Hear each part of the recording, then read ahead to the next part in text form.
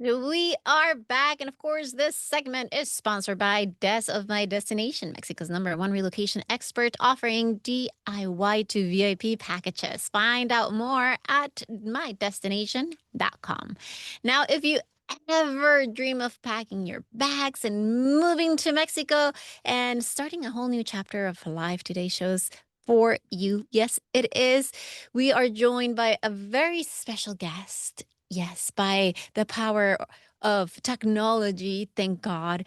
Des is here, founder of mydestination.com, a full service relocation company helping people navigate residency, legal requirements, concierge services, and smooth transitions in more than 20 cities across Mexico. I want to say hello to my friend Des. How are you? Jesse, long time no see. I've missed you, girl. How you been? I've been great, but I'm always seeing you. I follow you on social media, and you're always up and running and, checking out new areas in Mexico, which I love. I love it so much. So thank you. Thank you. Oh, I can see you now. Fantastic. Oh, Thank you good, for, good. keeping us all updated on, the cool cities to try out here in Mexico. But today, we are going to talk about a specific topic, and is why do some people have an incredible relocation experience while others struggle a little bit. So tell us a little bit about this after, helping so many people relocate across 20 cities in Mexico. What separates successful relocators from unsuccessful ones, Des? Jesse, that's such a good question because I really see both. And I think what I've learned in my experience of helping so many people relocate to Mexico is that it all comes down to mindset. So, adaptability is super, super important, curiosity, acceptance that things in Mexico are not like the USA or Canada, which is actually such a huge benefit because this is why so many people actually move to Mexico. They're looking for something a little bit different. So I think having the mindset of emotional resilience, patience, understanding that the culture and the bureaucracy runs a little bit different than we're used to in the USA or Canada, and just having that acceptance and going with the flow, you will love Mexico for everything that it has to offer you.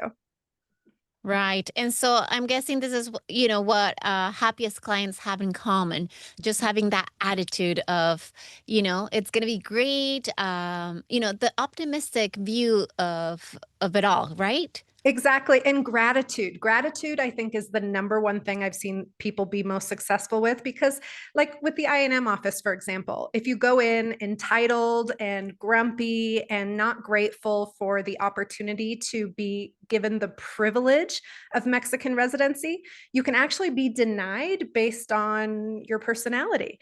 But Mhm. I've had my clients go in and they are so grateful to be there. They're so wonderful to work with. They're so grateful for the immigration attorney's time, for the people's time at the I&M office. They understand that the consulate process is very different no matter which consulate that you go to. And just having that gratitude mindset really just makes people have such a better experience in Mexico. I like that word. I think it's a key word, grateful. And I think we should just be like that all the time, throughout our lives, not just in when you're moving to Mexico. But I know that moving to Mexico could be very, very complicated, right? Some people think it's just easy, like, oh, I'm just going to grab my stuff and live there. But Mhm. it can get complicated, correct? It can get unbelievably complex, especially because I think initially most people don't understand how many working pieces actually go together and that you have to do things in a certain way in order for it to all connect. For example, like if you're thinking about shipping household goods, most people don't realize that you have to get that menaje de casa at the consulate when you get your residency. And if you get your residency first and try to ship household goods later, you actually won't be able to bring those household goods into Mexico. So a lot of people just don't understand that. One of the other things that's quite different about different areas in Mexico, and this is something I've learned in the last several years working across the country, is that places like Puerto Vallarta are still very, very tourist friendly and welcome to renting to people on tourist visas or even temporary residency. versus Mhm. places like Querétaro or Mexico City or even Merida in areas in the Yucatan. You actually have to have permanent residency, you have to have rentals insurance, and you have to have a Mexican guarantor in order to rent places from them. And people don't realize that when they're moving to Mexico. We don't. I didn't even know that. You know that this is really interesting. And yesterday, Des, we started the celebration for the 108th birthday here in Puerto Vallarta, and they did Felicidades.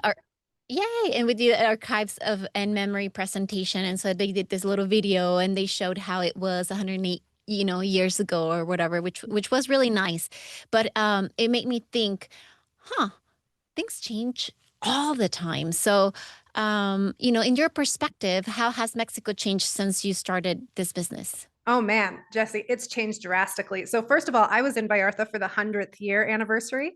That was wonderful. Oh, But just even from the 100th year to the 108th, the uh-huh. city has changed so much. Prices have gone up significantly. Puerto Vallarta is in extremely high demand right now, which is why I've decided to expand across Mexico because other people are looking for lower cost of living. They're also looking for Right. cities that are a little less busy. Some of them are looking for cooler weather. They're looking for different healthcare options and things like that. So Mexico is changing a lot, especially since COVID, but I believe it's changing 100% for the better. Still the best country in the world. Yes, I think so too. And we actually had Vin, financial guy, talking to us a couple of weeks ago about the same thing. Mexico's changing for the better, even, in the financial world as well. Yeah, and I want to say that, even though the costs in Vallarta are rising in comparison to other cities in Mexico, it's still so much cheaper than most places in Canada, the U.S., right?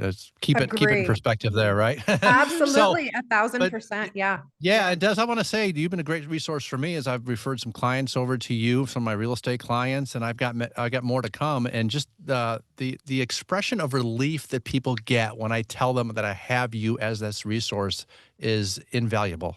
Oh, that makes me so Aw, happy to hear. Thank you yes, so that's much. fantastic.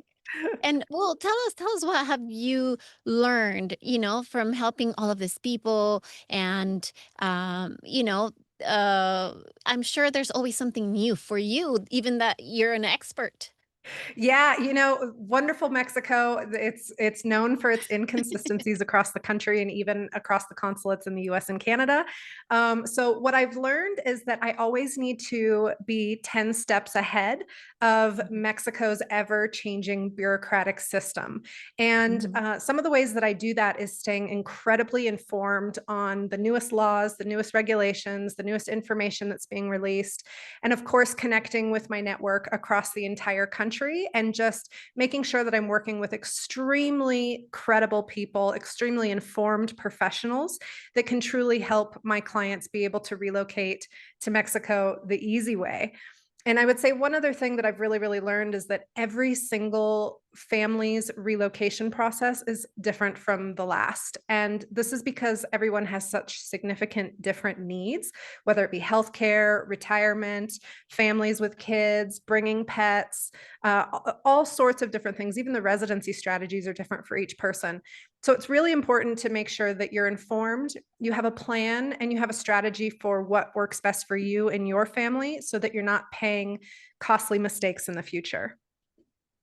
And talking about costly mistakes, what are the most expensive mistakes people make when trying to make Mexico their home? Oh, the list goes on.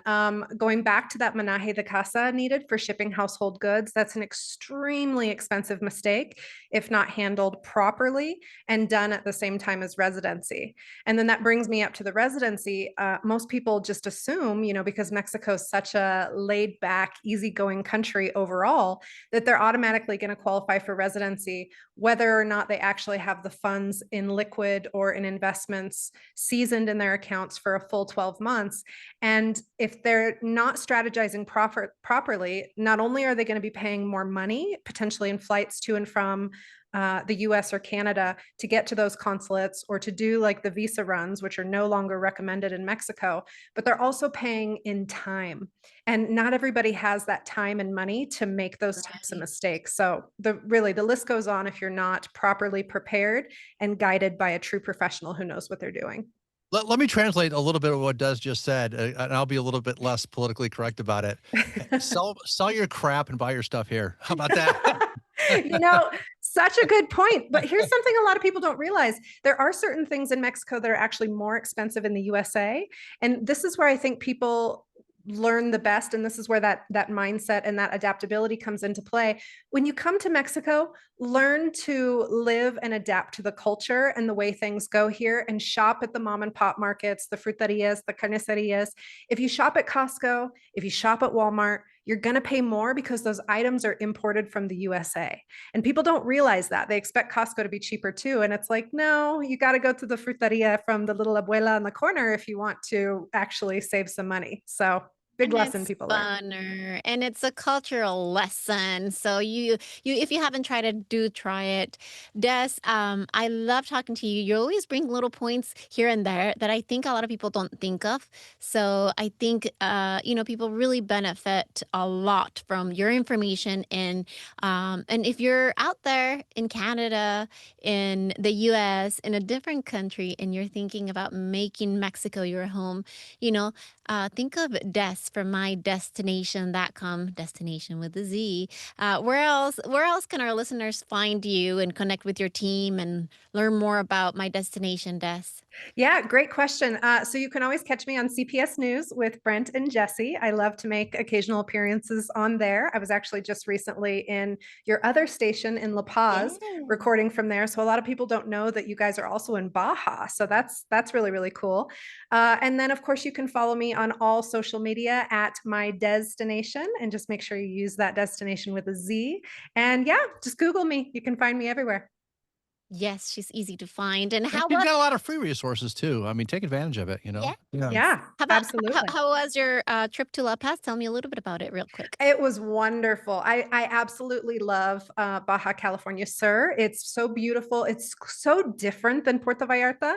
But, I love that about it. I think that Mexico has such vast diversity across the country, and so many different places that offer unique things for each people. So La Paz was fabulous. If you ever go to Balandra Beach. It's wonderful. You'll love it. Is It's the ocean clearer over there? it is on the east coast of Baja California Sur. Yes. On the Okay, west coast, okay. it's still the Pacific, so it's like wild out Yeah, yeah. Well, thank you, Des. Thanks for all that information. And we'll see you again on CPS News pretty soon. Shout out to everyone in La Paz. We have a Radiante 90, I don't know the number, Radiante FM there. over there too in 91.1, La I think. Paz. There you go. Yeah. Yes, 91.1. And thank you, Des, for your time, for sharing with us all of your experience, your insights, your practical advice, about relocating to Mexico. And thank you for doing all this research and going to all of the cities so that everyone can have the correct information.